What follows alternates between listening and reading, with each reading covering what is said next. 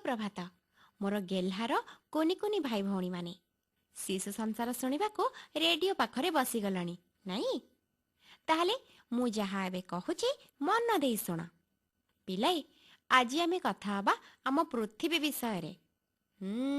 ସେଇ ପୃଥିବୀ ଯୋଉଠି ଆମେ ସମସ୍ତେ ଏକାଠି ରହୁଛୁ। ସେ ଆମର ସବୁଠୁ ବଡ଼ ଘର। ସେଇ ଘରେ ଆମେ ଖାଲି ମଣିଷ କାହିଁକି, ପଶୁ ପକ୍ଷୀ ଗଛ ଲତା ସମସ୍ତେ ଏକାଠି ରହିଆସୁଛୁ କାହିଁ କୋଉ କାଳରୁ। ହଁ ବିଲାଇ, ପୃଥିବୀ ଆମ ମା। ଯେମିତି ଆମ ମା ଆମକୁ ଖାଇବାକୁ ଦିଅନ୍ତି, ସେମିତି ପୃଥିବୀ ମା ବା ଧରିତ୍ରୀ ମା ଆମକୁ ପାଣି ପବନ ଫଳ ଫୁଲ ରହିବାକୁ ଜାଗା ଏସବୁ ଯୋଗାଇ ଦିଏ। ତାହେଲେ କୁହ ତ, ଆମେ ଆମ ଧରିତ୍ରୀ ମାର ଯତ୍ନ ନବା ନା ନାହିଁ? ହଁ, ଆମେ ଯେମିତି ଆମ ଘର ଆମ ବିଦ୍ୟାଳୟକୁ ପରିଷ୍କାର କରି ରଖୁ, ଠିକ୍ ସେମିତି ଆମର ଏଇ ବଡ଼ ଘର ପୃଥିବୀକୁ ମଧ୍ୟ ପରିଷ୍କାର କରି ରଖିବା, ତାର ଭଲ ଭାବରେ ଯତ୍ନ ନେବା। ଚାଲ ତାହେଲେ ଶୁଣିବା ଆମେ କେମିତି ଆମ ଧରିତ୍ରୀ ମାର ଯତ୍ନ ନେବା। ଗୋଟି ଗୋଟି କରି କହୁଛି, ମନ ଦେଇ ଶୁଣ। ଆମେ ଗଛ ନ କାଟି ଗଛ ଲଗେଇବା ଆଉ ତାର ଯତ୍ନ ନେବା। ଅଳିଆ ଆବର୍ଜନା ଇଆଡ଼େ ସିଆଡ଼େ ନ ଫୋପାଡ଼ି ସବୁବେଳେ ଡଷ୍ଟବିନ୍ର ବ୍ୟବହାର କରିବା। ପାଣିକୁ ଅଯଥା ନଷ୍ଟ କରିବାନି। ବ୍ୟବହାର କରିସାରିବା ପରେ ଟ୍ୟାପ୍ ବନ୍ଦ କରିଦେବା। ଅଯଥାରେ ଫ୍ୟାନ୍ ଲାଇଟ୍ ଚଲେଇବା ନାହିଁ। ଜୀବଜନ୍ତୁଙ୍କୁ ଆଘାତ କରିବାନି। ପିଲେ, ଏଇ ଛୋଟ ଛୋଟ ଅଭ୍ୟାସକୁ ଏବେଠାରୁ ମନେ ରଖି କାମରେ ଲଗେଇଲେ ଆଗକୁ ତମେମାନେ ଜଣେ ଜଣେ ଦାୟିତ୍ୱବାନ ନାଗରିକ ହେଇପାରିବ। ଆମ ଧରିତ୍ରୀ ମାର ଗେହ୍ଲା ପୁଅ ଆଉ ଝିଅ ହେଇପାରିବ। ତାହେଲେ ଆମେ ସମସ୍ତେ ମିଳିମିଶି ଆମ ପୃଥିବୀ ମାକୁ ସୁନ୍ଦର ଆଉ ଚିର ସବୁଜ କରି ରଖିବାକୁ ଶପଥ ନେବା। ହେଲା? ହଉ ପିଲେ, କଥା ତ ଆଗକୁ ବି ହେବା। ଏବେ ଆସ ଶୁଣିବା ଶିବକୁମାର ରଥଙ୍କ ରଚନାରୁ ଭଜନଟିଏ। ଗାଇଛନ୍ତି ସାଇଶ୍ରୀ ପ୍ରଧାନ।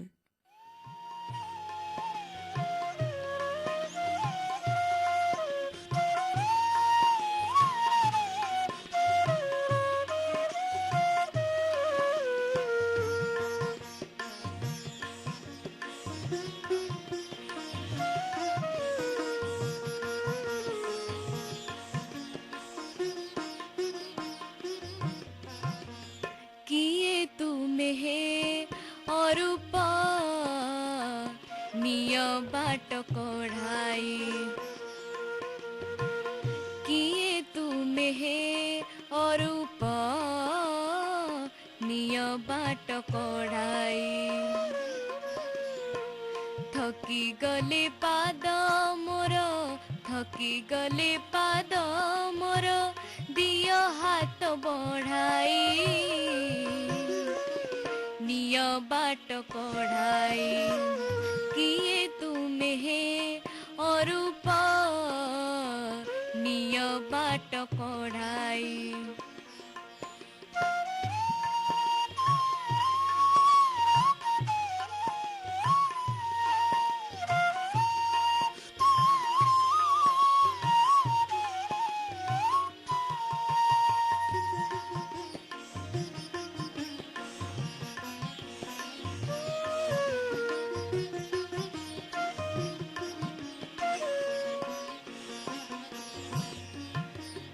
অজনায় চলা পথ মুঝে চালি জানে না, ঘেরি আসে অমারাতি পথ মতে দিশে না।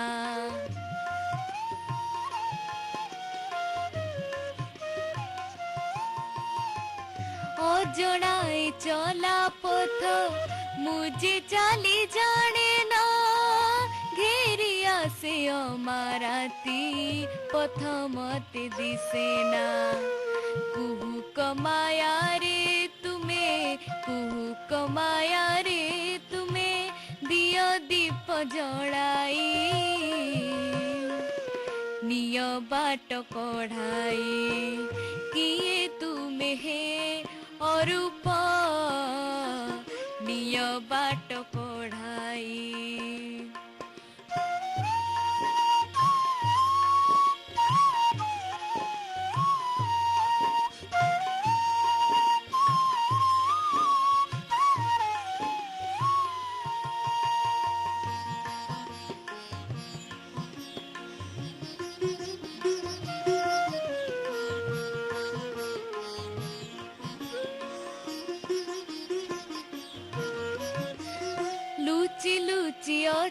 କାହିଁ ହେ ଜଗତ ଜୀବନ ଦେଖିବାକୁ ତୁମ ଛବି ଝୁରେଇ ନୟନ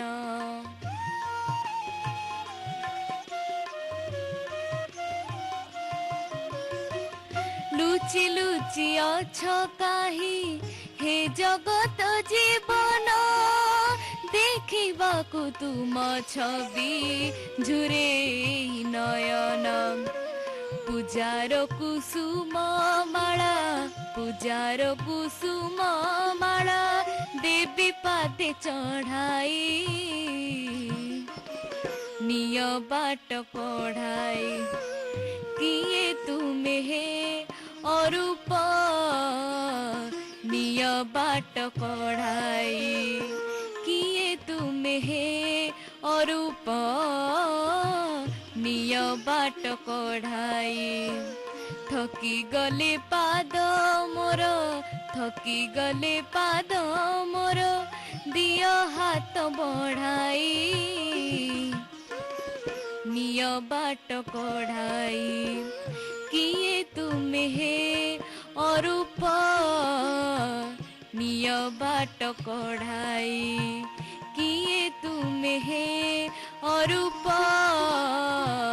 ନିୟ ବାଟ କଢ଼ାଇ ନିୟ ବାଟ କଢ଼ାଇ ନିୟ ବାଟ କଢ଼ାଇ।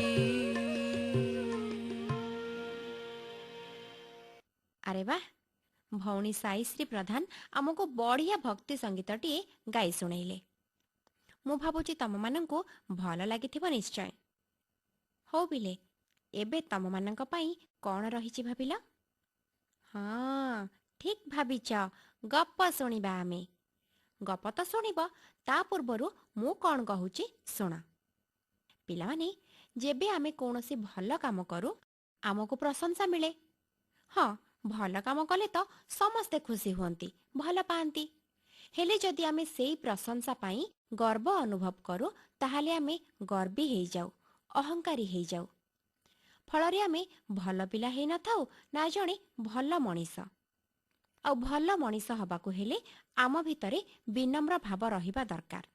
କାହିଁକି ନା ଗର୍ବ କରିଲେ ଆମକୁ କିଛି ଭଲ ଫଳ ମିଳିନଥାଏ, ବରଂ ଆମେ ଅହଙ୍କାରୀ ହେଇଯାଉ ଏବଂ ଆମଠୁ ଧୀରେ ଧୀରେ ସମସ୍ତେ ଦୂରେଇ ଯାଆନ୍ତି। ଆସ ଶୁଣିବା ଗପ ଗର୍ବ ଭାଙ୍ଗିଲା। ଗପଟିକୁ ତମାନଙ୍କ ପାଇଁ କହିଛନ୍ତି ଅରୁଣ କୁମାର ପଣ୍ଡା। ଫକୀରପୁର ଗାଁରେ ଏକ ସଭା ହେଲା। ବର୍ଷା ଦିନ ଆସିଲାଣି। ଗାଁର ପରିବେଶକୁ ସଫାସୁତୁରା ରଖିବା ଓ ବୃକ୍ଷରୋପଣ କରିବା ପାଇଁ ଆଲୋଚନା ହେଲା। ଅତିଥିମାନଙ୍କୁ ଫୁଲ ତୋଡ଼ା ବଦଳରେ ଫୁଲ ଚାରା ଦେଇ ସ୍ୱାଗତ କରାଗଲା। ଏହି ସଭାରେ ମୁଖ୍ୟ ଅତିଥି ଥିଲେ ସୁବ୍ରତ ବାବୁ। ସୁବ୍ରତ ବାବୁଙ୍କୁ ମିଳିଲା ଏକ ଅଶୋକ ଗଛର ଚାରା। ଫୁଲ ପ୍ରତି ତାଙ୍କର ଭାରି ସଉକ। ସେ ସେଇ ଚାରା ଗଛଟିକୁ ଆଣି ତାଙ୍କ ପୋଖରୀ ହୁଡ଼ାରେ ଖତ ସାର ଦେଇ ଲଗାଇଦେଲେ। ତାର ଚାରିପଟେ ବାଡ଼ ଘେରାଇ ଦେଲେ। କୁନି ଚାରା ଗଛଟିକୁ ଏକୁଟିଆ ଲାଗିଲା। ସେ ଦେଖିଲା ତା ଚାରିପାଖରେ ଦୁବ ଘାସ ଛନଛନିଆ ହୋଇ ବଢ଼ିଛି। ତାକୁ ଦେଖି ସେ ଭାରି ଖୁସି ହେଲା। ଯାହା ହେଉ, ତାକୁ ସାଙ୍ଗ ମିଳିଗଲା। ସେ ଦୁବ ଘାସକୁ କହିଲା, ତୁ ତ ଭାରି ସୁନ୍ଦର ଦିଶୁଛୁ, ଆମେ ସାଥୀ ହୋଇ ରହିବା। ଦୁବ ଘାସ କହିଲା, ମୁଁ ହେଉଛି ଛୋଟ ଘାସ। ତୁ ସିନା ଏବେ ସାନ ଅଛୁ, ହେଲେ ଦିନ ଆସିବ ତୁ ବହୁତ ଉଚ୍ଚା ହୋଇଯିବୁ। ସେତେବେଳେ ମୋତେ ଭୁଲିବୁ ନାହିଁ ତ? ହେଉ, ଛାଡ଼ ସେ କଥା। ମନ ଦୁଃଖ କରନା। ଆମେ ମିଳିମିଶି ଏ ପ୍ରକୃତିକୁ ସୁନ୍ଦର କରି ଗଢ଼ିବା। ଅଶୋକ ଚାରା କହିଲା, ସେମିତି ହେବନି ମ, ଆମେ ପରା ସାଙ୍ଗ। ହେଲେ ମୋତେ କାହିଁକି ଡର ଲାଗୁଛି। ଅନ୍ୟ କେହି ଆମର କିଛି କ୍ଷତି କରିବେ ନାହିଁ ତ? ଦୁବ ଘାସ କହିଲା, ସେ କଥା ଚିନ୍ତା କରନା, ବିଶ୍ୱାସ ରଖ। ସୁବ୍ରତ ବାବୁ ତ ଭଲ କରି ବାଡ଼ ଘେରାଇଛନ୍ତି। କେହି ଗାଈ ଗୋରୁ ଓ ଛେଳି ମେଣ୍ଢା ଆମର କିଛି କ୍ଷତି କରିପାରିବେ ନାହିଁ। ଅଶୋକ ଚାରା ବୁଝିଗଲା। ବାଡ଼କୁ ସେ ମୁଣ୍ଡିଆ ମାଇଲା, କହିଲା, ତୋ ଲାଗି ଆମେ ଭଲରେ ଅଛୁ। ସମୟ ଗଡ଼ି ଚାଲିଲା। ଆସିଗଲା ବସନ୍ତ। ଅଶୋକ ଚାରା ସେତେବେଳକୁ ବେଶ ବଡ଼ ହୋଇଯାଇଛି। ତା ଦେହରେ ଶୋଭା ପାଉଛି ପେନ୍ଥା ପେନ୍ଥା ଫୁଲ। ଚଢ଼େଇମାନେ ତା ଡାଳରେ ବସି କିଚିରିମିଚିରି କରୁଛନ୍ତି। ବାଟଗଲା ଲୋକେ ତା ଆଡ଼କୁ ଦେଖି ଆଖି ତରାଟି ଚାହୁଁଛନ୍ତି। ସେ ପୋଖରୀ ପାଣିରେ ତା ରୂପର ଛାଇକୁ ଦେଖି ଖୁସିରେ ଫୁଲି ଉଠିଲା। ସୁବ୍ରତ ବାବୁ ଓ ତାଙ୍କର ଜଣେ ବନ୍ଧୁ ସେଠାକୁ ଆସି ଅଶୋକର ଶୋଭା ଦେଖିଲେ। ସୁବ୍ରତ ବାବୁ କହିଲେ, ଜାଣିଛ, ଏଇ ଚାରା ଏକ ସଭାରେ ମୋତେ ମିଳିଥିଲା। ସେତେବେଳେ ସେ ଭାରି ଛୋଟ ଥିଲା। ଏବେ ଦେଖିଲେ ତ କେତେ ବଡ଼ ହୋଇଯାଇଛି। ଫୁଲ ଭରା ହୋଇ ଆମ ବଗିଚାର ଶୋଭା ବଢ଼ାଉଛି। ଇଚ୍ଛା ହେଉଛି ସବୁଦିନେ ଏଇଠି ବସି ମୁଁ ତାକୁ ଦେଖୁଥାନ୍ତି। ଏହା ଶୁଣି ଅଶୋକ ଗଛ ଆନନ୍ଦରେ ଫାଟି ପଡ଼ିଲା। ଖୋଦ୍ ମାଲିକ ମୁହଁରେ ଏତେ ପ୍ରଶଂସା। ତା ମନରେ ଗର୍ବ ଆସିଲା। ଚାରିପାଖର ପରିବେଶ ତାକୁ ଅସୁନ୍ଦର ଦିଶିଲା। ତଳକୁ ଚାହିଁ ଦେଖିଲା ପୁରୁଣା ବାଡ଼ ରହିଛି। ଏହା ତାକୁ ଅସନା ଲାଗିଲା। ଅନାଇବାକୁ ଇଚ୍ଛା ହେଉନି।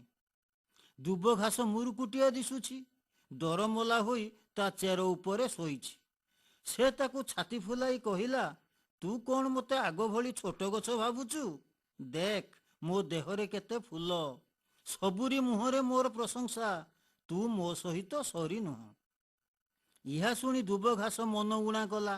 କିଛି କହିଲା ନାହିଁ ସତ, ପୁରୁଣା କଥା ତାର ମନେ ପଡ଼ିଲା। ତାକୁ ବଡ଼ ବାଧିଲା। ପିଲାମାନେ, ତୁମେ ତ ଜାଣ କୌଣସି ଋତୁ ସବୁବେଳେ ରହେ ନାହିଁ। ବସନ୍ତ ଋତୁ ଚାଲିଗଲା। ଗ୍ରୀଷ୍ମ ପରେ ବର୍ଷା ଋତୁ ଆସିଲା। ଅଶୋକ ଗଛର ଫୁଲ ଝଡ଼ି ପଡ଼ିଲା। ରୂପ ମଳିନ ପଡ଼ିଗଲା। ଚଢ଼େଇମାନେ ଉଡ଼ି ଅନ୍ୟ ଆଡ଼େ ଚାଲିଗଲେ। କେହି ତାକୁ ଆଗ ଭଳି ଆଦର କଲେ ନାହିଁ। କେବଳ ସେତିକି ନୁହଁ, ଦିନେ ଝଡ଼ ବତାସରେ ଗଛଟି ଭାଙ୍ଗିଗଲା। କିଛି ଦିନ ପରେ ସେଇ ଗଣ୍ଡିରୁ ବାହାରିଲା ଚାରା ଗଛ। ଛୋଟ ହୋଇଥିବାରୁ ତାକୁ ଏକୁଟିଆ ଲାଗିଲା। ସେ ଦେଖିଲା ଦୁବ ଘାସ ଥୁକୁଲ ଥାକୁଲ ହୋଇ ବଢ଼ି ଚାଲିଛି। ତାର ସୁନ୍ଦର ଚେହେରା ସମସ୍ତଙ୍କୁ ଭଲ ଲାଗୁଛି। ଅଶୋକ ଚାରା ନିରୁପାୟ ହୋଇ ଦୁବ ଘାସ ସହ ସାଙ୍ଗ ହେବାକୁ ଚାହିଁଲା। ଦୁବ ଘାସ ପୁରୁଣା କଥା ନ ଭାବି ତା ସହ ସାଥୀ ହେଲା। ଅପମାନ ଭୁଲିଗଲା। ପାଖରେ ଷଣ୍ଢଟିଏ ଚରୁଥିଲା। ସେ ଅଶୋକ ଗଛର କଅଁଳିଆ ପତ୍ରକୁ ଦେଖି ଖାଇବାକୁ ମାଡ଼ି ଆସିଲା। ହେଲେ ପୁରୁଣା ବାଡ଼ ତାକୁ ଅଟକେଇ ଦେଲା। ସେ ଆଉ ଖାଇପାରିଲା ନାହିଁ। କୁନି ଅଶୋକ ଗଛର ଗର୍ବ ଭାଙ୍ଗିଗଲା। ସେ ନିଜର ଭୁଲ ବୁଝିପାରିଲା। ମୁହଁ ଶୁଖାଇ କହିଲା, ମୁଁ ବଡ଼ ହୋଇଯିବାରୁ ତୁମକୁ ଛୋଟ ଭାବୁଥିଲି। ମିଶିବା ପାଇଁ ଘୃଣା କରୁଥିଲି। ଏବେ ଜାଣିଲି, ଯିଏ ଦୁଃଖ ବେଳେ ଯାହାକୁ ସାହାଯ୍ୟ କରିଥାଏ, ସୁଖ ବେଳେ ତାକୁ ହେୟ ମନେ କରିବା ଉଚିତ ନୁହେଁ। ଦେଖିଲଣି ପିଲେ, ପୁଷି ମାଉସୀ କ'ଣ ରୁଷିକି ବସିଛି। କ'ଣ ହେଇଛି କେଜାଣି ତାର? ଶୁଣିବା ଶିଶୁ ସଙ୍ଗୀତଟିଏ। ଗାଇଛନ୍ତି ସାଇଶ୍ରୀ ପ୍ରଧାନ। ଗୀତଟିକୁ ଲେଖିଛନ୍ତି ଗୌରହରି ଦଳେଇ।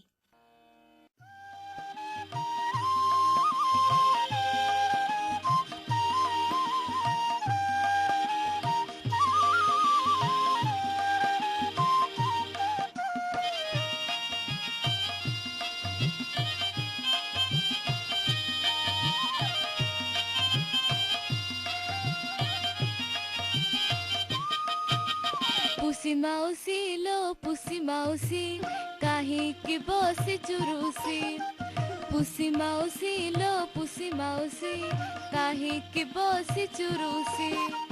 ବେଳକୁ ବେଳ ତ ପ୍ରବଳ ଭୋକରେ, ବେଳକୁ ବେଳ ତ ପ୍ରବଳ ଭୋକରେ, ପେଟ ପିଠି ଯାଏ ମିଶି, କାହିଁକି ବସିଛୁ ରୁଷି? ପୁଷି ମାଉସୀ ଲୋ ପୁଷି ମାଉସୀ, କାହିଁକି ବସିଛୁ ରୁଷି?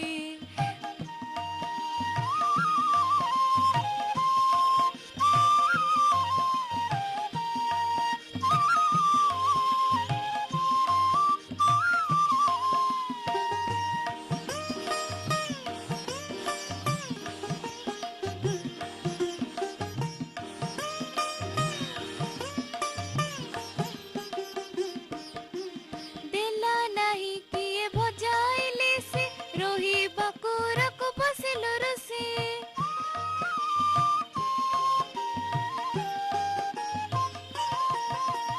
ଅବା କାହା ଘରେ ଚିଙ୍ଗୁଡ଼ି ଭଜା, ଲୁଚି ଖାଉ ଖାଉ ପାଇଲୁ ସଜା। କାହା ଦହି ସର କରି ଛାର ଖାର, କାହା ଦହି ସର କରି ଛାର ଖାର, ପଳାଇ ଆସିଛୁ ଖସି, କାହିଁକି ବସିଛୁ ରୁଷି ପୁଷି ମାଉସୀ ଲୋ ପୁଷି ମାଉସୀ କାହିଁକି ବସିଛୁ ରୁଷି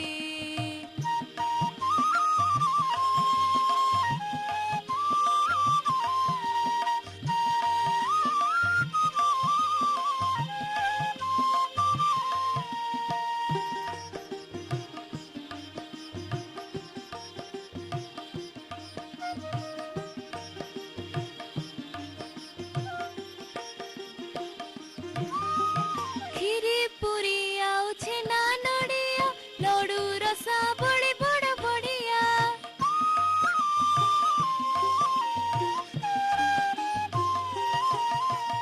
ଆଣିଦେବି ସବୁ ନ କରି ମାନ କାଲି ମୋ ଭାଇର ଜନ୍ମଦିନ ଛୋଟ କୁହ ମୋର ମାନିଯାଏ ଥର ଛୋଟ କୁହ ମୋର ମାନିଯାଏ ଥର ମନ କରି ଦେବି ଖୁସି କାହିଁକି ବସିଛୁ ରୁଷି ପୁଷି ମାଉସୀ ଲୋ ପୁଷି ମାଉସୀ କାହିଁକି ବସିଛୁ ରୁଷି ବେଳକୁ ବେଳ ତ ପ୍ରବଳ ଭୋକରେ ବେଳକୁ ବେଳ ତ ପ୍ରବଳ ଭୋକରେ ପେଟ ପିଠି ଯାଏ ମିଶି କାହିଁକି ବସିଛୁ ରୁଷି ପୁଷି ମାଉସୀ ଲୋ ପୁଷି ମାଉସୀ କାହିଁକି ବସିଛୁ ରୁଷି କାହିଁକି ବସିଛୁ ରୁଷି କାହିଁକି ବସିଛୁ ରୁଷି ପିଲାମାନେ ବି ଫର୍ ବଟରଫ୍ଲାଏ। ବାଡ଼ି ବଗିଚାରେ ଏ ଫୁଲରୁ ସେ ଫୁଲକୁ ଉଡ଼ି ଉଡ଼ି ଯାଉଥିବା ପ୍ରଜାପତିକୁ ତମେମାନେ ନିଶ୍ଚୟ ଦେଖିଥିବ। ପ୍ରଜାପତି ତ ସମସ୍ତଙ୍କର ପ୍ରିୟ। ତାକୁ ଧରିବାକୁ ତା ପଛରେ କେତେ ଦୌଡ଼ିଥିବ ତମେ, ନାଇଁ? ହଁ, ସେଇ ପ୍ରଜାପତି ବିଷୟରେ ଆସ ଆମେ ଆଜି ଜାଣିବା କଥାରେ ଶୁଣିବା। ତମମାନଙ୍କ ପାଇଁ କହିଛନ୍ତି ବଟକୃଷ୍ଣ ସ୍ୱାଇଁ। ପିଲାମାନେ, ଆଜି ମୁଁ ତୁମକୁ ପ୍ରଜାପତି ବିଷୟରେ କିଛି ଜାଣିବା କଥା କହୁଛି, ମନ ଦେଇ ଶୁଣ। ତୁମେମାନେ ସମସ୍ତେ ପ୍ରଜାପତି ଦେଖିଥିବ। ପ୍ରଜାପତି ଦେଖିବାକୁ ଖୁବ୍ ସୁନ୍ଦର। ତୁମେମାନେ ପ୍ରଜାପତି ଧରିବାକୁ ଖୁବ୍ ଭଲ ପାଅ। ତାର ଡେଣା ଦୁଇଟି ଭାରି ସୁନ୍ଦର। ସେଗୁଡ଼ିକ ରଙ୍ଗ ବେରଙ୍ଗର ହୋଇଥାନ୍ତି। ଏଇ ଛୋଟ ଜୀବଟି ଫୁଲରୁ ଫୁଲ ଉଡ଼ି ରସ ଶୋଷି ଖାଏ। ଆଉ ପ୍ରଜାପତି କେମିତି ଜନ୍ମ ନିଏ ଜାଣିଛ ପିଲେ? ଆସ ସେ ବିଷୟରେ ମୁଁ ତୁମକୁ କହୁଛି। ସଂବାଳୁଆ ପୋକରୁ ପ୍ରଜାପତିର ଜନ୍ମ। ତୁମେମାନେ ସମସ୍ତେ ସଂବାଳୁଆ ଦେଖିଥିବ। ତା ଦେହ ସାରା ରୁମ ସାଲୁବାଲୁ ହୋଇଥାଏ। ଆଉ ତା ରୁମ ଆମ ଦେହରେ ବାଜିଲେ ଭାରି ଗଲଗଲ ହୁଏ। ପୋଇପତ୍ରକୁ ଦଳି ଘଷିଲେ ଟିକେ ଆରାମ ଲାଗେ। ସଂବାଳୁଆ ବୁଢ଼ା ହୋଇଗଲେ ସେ ଘର କଣରେ ଆଶ୍ରୟ ନିଏ। ସେଠାରେ ତା ଦେହରେ ଏକ କୋଷା ତିଆରି ହୁଏ। ତାପରେ 4 ସପ୍ତାହ ପରେ ପ୍ରଜାପତିରେ ପରିଣତ ହୁଏ। ପ୍ରଜାପତି ପ୍ରାୟ 14 ଦିନରୁ 18 ଦିନ ପର୍ଯ୍ୟନ୍ତ ବଞ୍ଚିଥାଏ। ପ୍ରଜାପତିର 2ଟି ଶୁଣ୍ଢ ଆଉ 6ଟି ଗୋଡ଼। ପ୍ରଜାପତି ତା ଶୁଣ୍ଢ ଦ୍ୱାରା ବାସ୍ନା ବାରିପାରେ। ବର୍ଷା ଛାଡ଼ିଗଲା ପରେ ସେମାନେ ଦଳ ଦଳ ହୋଇ ଉଡ଼ନ୍ତି। ପ୍ରଜାପତି ବହୁତ ରଙ୍ଗର ଦେଖାଯାଆନ୍ତି। କଳା, ହଳଦିଆ, ଧଳା, ନାଲି ଆଉ ଅନେକ ରଙ୍ଗ ବେରଙ୍ଗର। ସେମାନେ ଆକାଶରେ ଉଡ଼ୁଥିଲା ବେଳେ ବହୁତ ସୁନ୍ଦର ଦେଖାଯାଆନ୍ତି। ପିଲାଏ, ଆଜି କେତେ ସବୁ ବିଷୟରେ ଶୁଣିଲ ଆଉ ଜାଣିଲ। କ'ଣ କ'ଣ ଶୁଣିଲ ମୁଁ ମନେ ପକାଇ ଦେଉଛି। ମନେ ରଖ, ପ୍ରଥମେ ଆମେ ଜାଣିଲେ ଧରିତ୍ରୀ ମା'ର କେମିତି ଯତ୍ନ ନେବା। ତାପରେ ଗର୍ବ କରିବା ନାହିଁ, ସବୁବେଳେ ବିନମ୍ର ରହିବା କଥା ଶିଖିଲେ। ଗୀତଟିଏ ଶୁଣି ମନ ଖୁସି କରିବା ପରେ ଆମେ ପ୍ରଜାପତି ବିଷୟରେ କିଛି ଜଣା ଅଜଣା କଥା ଶୁଣିଲେ। ଏବେ ଆସ ମଜା କବିତାଟିଏ ଶୁଣିବା। ସେଇ ପୁଷି ମାଉସୀ ଏ ପର୍ଯ୍ୟନ୍ତ ବି ରୁଷିକି ବସିଛି। ନିଜ ଲେଖାରୁ କବିତାଟିକୁ ତମମାନଙ୍କ ପାଇଁ ପଢ଼ି ଶୁଣାଉଛନ୍ତି ଅରୁଣ କୁମାର ପଣ୍ଡା। କବିତାର ନାଁ ହେଲା ପୁଷି ମାଉସୀ ବସିଛି ରୁଷି। ପୁଷି ମାଉସୀ ବସିଛି ରୁଷି ଫୁଲାଇ ଦେଇ ମୁହଁ, ଗାତୁଆ ମୂଷା ପଚାରେ ତାକୁ କି ହେଲା ଟିକେ କୁହ। ପୁଷି କହିଲା ବାଘର ରୂପ ଆମରି ରୂପ ପରି, ହେଲେ କାହିଁକି ଆମକୁ ହେୟ ବାଘକୁ ଥାଅ ଡରି। ବାଘ ଆସିଲା ଶୁଣିଲେ ପପୁ ନିଦରେ ଶୋଇ ପଡ଼େ, ଆମକୁ ଦେଖି ପିଠି ଆଉଁସି ଲାଞ୍ଜ କାନକୁ ମୋଡ଼େ। ମୂଷା କହିଲା ମାଉସୀ ମୋର ମୋ କଥା ଟିକେ ଶୁଣ, ଦିଶୁଛ ସିନା ଏକା ଭଳିଆ ଏକା ନୁହଁଇ ଗୁଣ। ତୁମେ ରହୁଛ ଘର ଭିତରେ ନିଜର ଲୋକ ପରି, ନିଜ ଲୋକଙ୍କୁ ଭଲ ପାଆନ୍ତି କାହିଁକି ଯିବେ ଡରି। ବାଘ ମାମୁଁ ତ ବଣରେ ରହେ, ସିଏ ବଣୁଆ ଯିବ, ସେ କାହୁଁ ବୁଝି ପାରିବ ଏହି ମମତା ଭୋଳା ଭାବ। ଶୁଣିଲା ପୁଷି ହୋଇଲା ଖୁସି, ନାଚିଲା ନିଶ ଟେକି, ଗଣନାଥଙ୍କ ବାହନ ତୁହି ଗଲୁଣି ବୁଦ୍ଧି ଶିଖି, ଗଣନାଥଙ୍କ ବାହନ ତୁହି ଗଲୁଣି ବୁଦ୍ଧି ଶିଖି। ପିଲାମାନେ, ଆଗକୁ ଆସୁଛି ଭାରତର ସ୍ୱାଧୀନତା ଦିବସ ବା ଅଗଷ୍ଟ 15। 1947 ମସିହା ଅଗଷ୍ଟ 15 ତାରିଖ ଦିନ ଆମ ଦେଶ ବ୍ରିଟିଶ ଶାସନରୁ ମୁକ୍ତ ହୋଇଥିଲା। ଆଉ ଏଇ ଐତିହାସିକ ଦିନକୁ ମନେ ପକାଇବା ପାଇଁ ଆମେ ଘରେ ବାହାରେ ସ୍କୁଲ କଲେଜ ଗାଁ ସହର ଜିଲ୍ଲା ସବୁଆଡ଼େ ଜାତୀୟ ପତାକା ଉତ୍ତୋଳନ କରୁ। ଆସ ଶୁଣିବା କବିତା ଜାତୀୟ ପତାକା ଆକାଶେ ଉଡ଼େ। କବିତାଟିକୁ ତମାନଙ୍କ ପାଇଁ ପଢ଼ି ଶୁଣାଉଛନ୍ତି ଅରୁଣ କୁମାର ପଣ୍ଡା। ଜାତୀୟ ପତାକା ଜାତିର ଗୌରବ ଡାକୁଛି ସେ ହାତ ଠାରି, ଦେଶ ମାଟି ପାଇଁ ଆଗେଇ ଆସରେ କାମ କର ବୀର ପରି। ଦେହରେ ତାହାର 3 ଗୋଟି ରଙ୍ଗ 3 ଗୋଟି ଗୁଣ ଧରେ, ସେହି ଗୁଣେ ଆମେ ଗୁଣବାନ ହେବା ବିଭେଦ ରଖିବା ଦୂରେ। ସବୁ ଭାରତୀୟ ଗୋଟିଏ କଣ୍ଠରେ ଗାଇବା ଜାତୀୟ ଗୀତ, ଏକତା ଡୋରିରେ ବାନ୍ଧି ହୋଇଯିବା କରିବା ସଭିଙ୍କ ହିତ। ଏଇ ପତାକାର ମାନ ରଖିବାକୁ କରିବା ଆଶରେ ପଣ, ବୈରୀ ସାଜିକି ବିଦେଶୀ ଆସିଲେ ହୃଦୟ କରିବା ଟାଣ। ମହାପୁରୁଷଙ୍କ ନୀତିରେ ଚାଲିବା ଆମେରେ ସାହସୀ ବୀର, ଆମ ଆଖି ଆଗେ ଦେଶ ପରା ବଡ଼, ତା ଆଗେ ଜୀବନ ଛାର। ଭାରତ ଆମର ଜନ୍ମ ମାଟି ତ, ତା ପାଖେ ପ୍ରଣତି ବାଢ଼େ, ଜାତୀୟ ପତାକା ଆମ ଗୌରବ ଦେଖରେ ଆକାଶେ ଉଡ଼େ, ଜାତୀୟ ପତାକା ଆମ ଗୌରବ ଦେଖରେ ଆକାଶେ ଉଡ଼େ। ପିଲାମାନେ, ଜାତୀୟ ପତାକା ଆକାଶେ ଉଡ଼େ କବିତାଟି ତ ଶୁଣିଲ। ଏବେ ଆସ ଶୁଣିବା ଦେଶ ବନ୍ଦନାଟିଏ। ବାବାଜୀ ଚରଣ ଜେନାଙ୍କ ରଚନାରୁ ଗୀତଟିକୁ ତମାନଙ୍କ ପାଇଁ ଗାଇଛନ୍ତି ସାଇ ସତ୍ୟପ୍ରିୟ।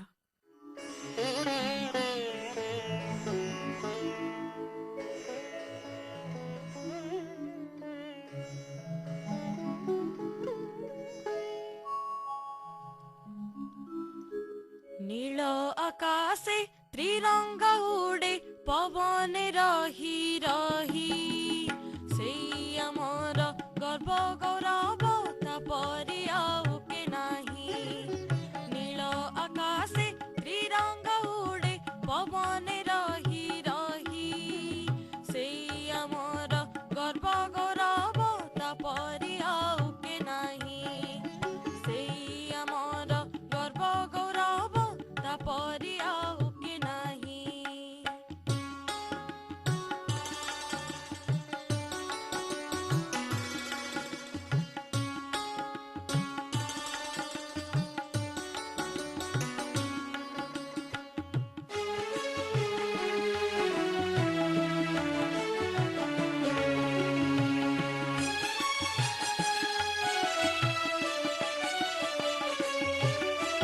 তিনোটি রঙ্গ তিনোটি কথা শিখাই থায়ে পরা, শান্তি মৈত্রী সদ্ভাবনা খেলই দেশ সারা। তিনোটি রঙ্গ তিনোটি কথা শিখাই থায়ে পরা, শান্তি মৈত্রী সদ্ভাবনা খেলই দেশ সারা। একতা সুরে বন্দনা তার, একতা সুরে বন্দনা তার, আস আমি ଯିବା ଗାଇ। সেই আমার গর্ব গৌরব তাপরি আউ কে নাহি। সেই আমার গর্ব গৌরব তাপরি আউ কে নাহি।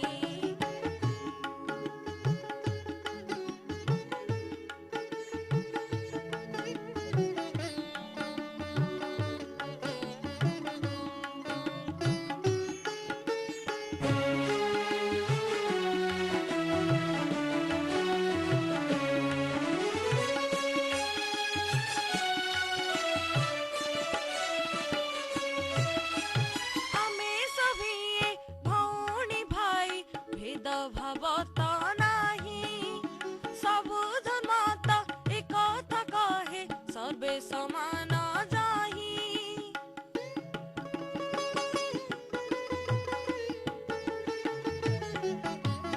ଆମେ ସଭିଏ ଭଉଣୀ ଭାଇ ଭେଦ ଭାବ ତ ନାହିଁ। ସବୁ ଧର୍ମ ତ ଏକଥା କହେ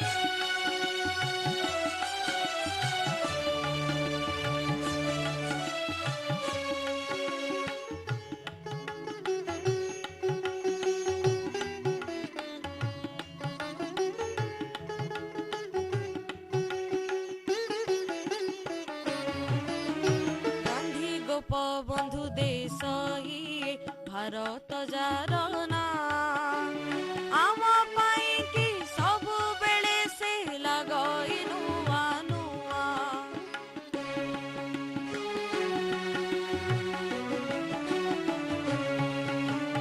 ଗାନ୍ଧୀ ଗୋପବନ୍ଧୁ ଦେଶ ହିଁ ଭାରତ ଯାର ନାଁ ଆମ ପାଇଁ କି ସବୁବେଳେ ସେ ଲଗାଇ ନୂଆ ନୂଆ ତାହାରି ସେବା କରିବା ଆମେ ତାହାରି ସେବା କରିବା ଆମେ ଆମରି ଜୀବନ ଦେଇ ସେଇ ଆମର ଗର୍ବ ଗୌରବ ତାପରି ଆଉ କେ ନାହିଁ ସେଇ ଆମର ଗର୍ବ ଗୌରବ ତାପରି ଆଉ କେ ନାହିଁ ସେଇ ଆମର ଗର୍ବ ଗୌରବ ତାପରି ଆଉ କେ ନାହିଁ। ହଉ ପିଲାମାନେ, ଆମ କଥା ଆଜି ଏତିକି। ମୋତେ ବିଦାୟ ଦିଅ। ଆଜିର ଦିନଟି ତମର ଭଲରେ ଭଲରେ କଟୁ, ଏତିକି ପ୍ରାର୍ଥନା କରି ଆଜିର ଶିଶୁ ସଂସାରକୁ ଏଇଠି ରଖି ଉଠୁଛୁ। ପୁଣି ଅପେକ୍ଷା ଆଗାମୀ ରବିବାରକୁ।